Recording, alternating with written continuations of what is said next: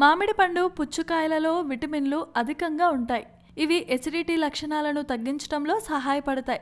Acidity స్థాయిని తగ్గించడంలో Apple కీలకమైన పాత్ర పోషిస్తుంది. భోజనం తర్వాత ఒక యాపిల్ తింటే ఎసిడిటీ రాకుండా నివారిస్తుంది. బంగాళదుంపలో పొటాషియం అధికంగా ఉండడం వలన ఇది ఎసిడిటీని నియంత్రిస్తుంది.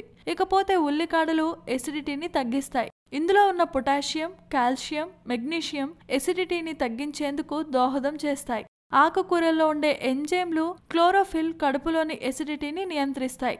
గుండెలో మంటగా ఉన్నప్పుడు తాజా నిమ్మ, ఆరెంజ్, నారింజ, పైనాపిల్, క్యారెట్, గుమ్మడి, దోస, సొరకాయ రసాలు తాగితే ఎసిడిటీ లేదా గుండెల్లో వచ్చే మంట తగ్గుతుంది.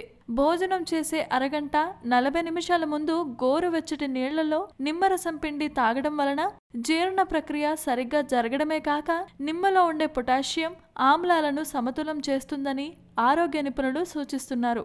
ఆరోగ్య సూత్ర అనే ఛానల్ ద్వారా మీకున్న సమస్యలు గాని, మీకున్న అనేక రకమైన అపోహలు గాని తొలగించుకోవాలి అనుకుంటే సింపుల్ గా మా ఛానల్ ని సబ్స్క్రైబ్ చేసుకోండి. మా ఛానల్ పేరు తెలుసుగా, ఆరోగ్య సూత్ర.